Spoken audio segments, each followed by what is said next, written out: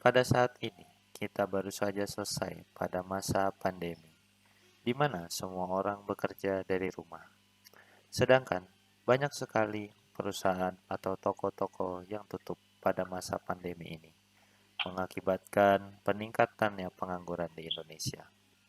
Menurut Badan Pusat Statistik, memberikan gambaran yang tidak menghibahkan. Pada Agustus 2023, jumlah pengangguran di Indonesia mencapai puncaknya, dengan 7,86 juta orang berada di garis depan ketidakpastian pekerjaan. Namun, pada berita lain, di perusahaan di Indonesia sulit cari karyawan.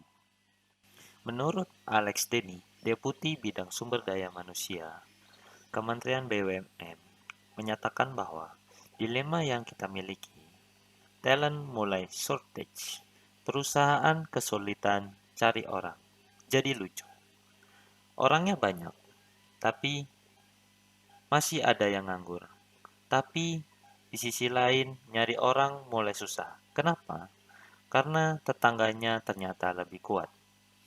Jika diibaratkan, kalau saya memiliki kebun yang sangat kaya dan luas dan berbuah, tapi tetangga yang nggak punya kebun lebih kuat dari yang punya kebun.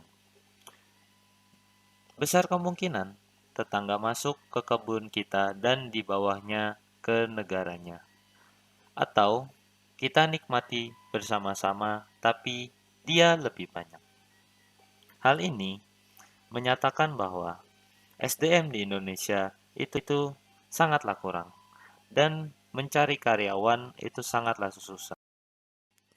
Maka dari itu, kami kelompok 3 dari kelas Avais ingin membuat proyek akhir AI dengan judul Rekomendasi Karir dengan AI untuk mengatasi permasalahan pengangguran yang ada di Indonesia. Mari kita berkenalan dulu dengan anggota dari kelompok 3. Yang pertama ada Fiander Dinata yang ditugaskan untuk mencari dataset yang dibutuhkan, mencari jurnal atau penelitian tentang proyek akhir. Selanjutnya ada Hadi Narullah yang ditugaskan untuk pembuatan konsep AI dan pengembangan AI. Lalu selanjutnya ada Muhammad Fatih Fahruzi yang ditugaskan untuk pembuatan web. Lalu ada Dila Mutia dan Widiawati Anissa Putri yang ditugaskan untuk membuat laporan proyek akhir. Proyek kami memiliki sebuah latar belakang, yaitu tantangan dalam rekrutmen tradisional, seperti bias manusia dan keterbatasan waktu, memotivasi penggunaan kecerdasan buatan atau AI. Solusi ini dapat membantu Departemen Sumber Daya Manusia dengan analisis mendalam terhadap data kandidat untuk memberikan rekomendasi karir yang lebih akurat.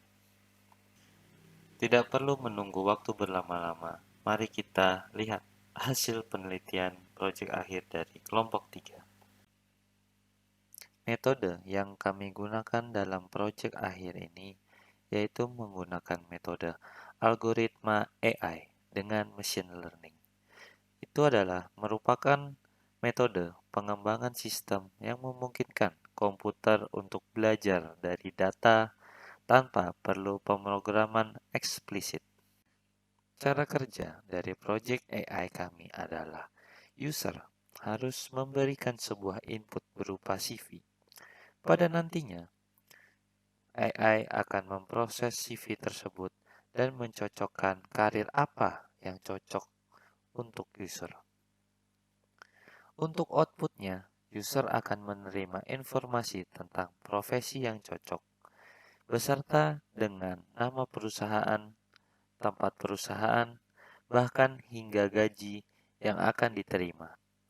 Ini adalah hasil penelitian dari model AI kami. Dengan ini, masalah pengangguran dan kesulitan mencari karyawan bisa terselesaikan dengan kecerdasan buatan. Sekian, terima kasih.